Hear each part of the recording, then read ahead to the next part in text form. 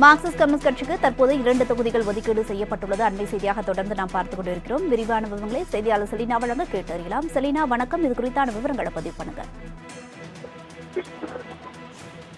நாடாளுமன்ற தேர்தல் வர இருக்கக்கூடிய நிலையில் திமுக அதன் கூட்டணி கட்சிகளுடன் தொடர்ச்சியாக பேச்சுவார்த்தை என்பது நடத்தி வரக்கூடிய நிலையில் ஏற்கனவே கொங்குநாடு மக்கள் தேசிய கட்சிக்கும் அதே போல இந்தியன் யூனியன் முஸ்லீம் லீக் கட்சிக்கும் ஓரொரு தொகுதிகள் என்பது வழங்கப்பட்டிருக்கிறது. ராமநாதபுரம் அதே போல நாமக்கல் தொகுதி என்பது ஒதுக்கீடு செய்யப்பட்டிருக்கக்கூடிய நிலையில் இன்று இந்திய கம்யூனிஸ்ட் மற்றும் மார்க்சிஸ்ட் கம்யூனிஸ்ட் கட்சிக்கு இடையே தொகுதி பங்கீடு தொடர்பான ஒப்பந்தம் என்பது கையெழுத்தாகி இருக்கிறது.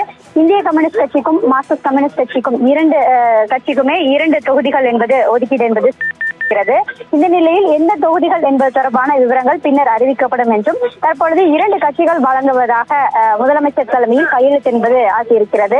அதே போல வேறு சில கட்சிகள் இங்கு வர இருக்கக்கூடிய நிலையில்தான் 2 தொகுதிகள் மட்டுமே ஒதுக்கீடு என்பது செய்யப்பட்டிருப்பதாகவும் 2 கட்சிகளுமே ஏற்கனவே போட்டியிட்டு வெற்றி பெற்ற அந்த 2 தொகுதிகளையும் வழங்க வேண்டும் என்றும் கேட்டிருப்பதாகவும் தெரிவித்திருக்கிறார்கள். அந்த தொகுதிதான் அதிகப்படியான வாக்கு வித்தியாசத்தில் கடந்த நாடாளுமன்ற தேர்தலில் வெற்றி பெற்றிருந்த நிலையில் அதே தொகுதியை மீண்டும் வழங்க வேண்டும் என்ற கோரிக்கையும் முன்வைத்திருக்கிறார்கள். அனைத்து கட்சியுடனும் பேச்சுவார்த்தை என்பது நிறைவு பெற்ற பிறகாக எந்தெந்த தொகுதிகள் வழங்க இருக்கிறது என்பது தொடர்பான விவரங்களை திமுக தலைமை கழகம் முடிவு செய்து அறிவிக்கப்படும் என்ற தகவல் வெளியாகி இருக்கிறது.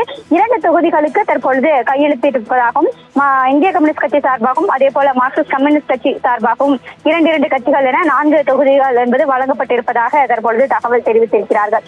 ஏற்கனவே இந்திய கம்யூனிஸ்ட் கட்சியை பொறுத்தவரையிலும் கடந்த நாடாளுமன்ற தேர்தலில் நாகப்பட்டினம் அதே போல திருப்பூர் ஆகிய தொகுதிகளில் போட்டியிட்டு வெற்றி பெற்றிருந்தார்கள். அதே போல மார்க்சிஸ்ட் கம்யூனிஸ்ட் கட்சியை பொறுத்தவரையிலும் கோவை, மதுரை ஆகிய 2 தொகுதிகளில் போட்டியிட்டு வெற்றி பெற்றிருந்தது. அதே தொகுதிகளை மீண்டும் வழங்க வேண்டும் என்ற கோரிக்கையை முன்வைத்திருக்கிறார்கள்.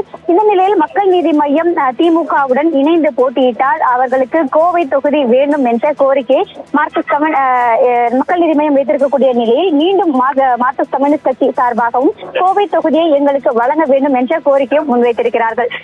கோவை தொகுதி யாருக்கு என்ற போட்டி என்பது தற்போது வரையும் நிலை வரக்கூடிய நிலையில் எந்தெந்த தொகுதிகள் யார் யாருக்கெல்லாம் வழங்கப்பட இருக்கிறார்கள் என்பது தொடர்பான முழு விவரங்கள் அனைத்து கட்சி தலைவர்களுடனும் பேச்சுவார்த்தை நடத்தி தொகுதி பங்கீடு இறுதி எட்டப்பட்ட பிறகுதான் அதிகாரப்பூர்வ அறிவிப்பு என்பது வெளியிடப்படும் என்ற தகவல் வெளியாகி இருக்கிறது. தற்போது வரையில் 2 தொகுதிகளை ஒதுக்கீடு செய்வதற்கான கையெழுத்து மட்டுமே ஒப்பந்தம் செய்யப்பட்டிருக்கிறது.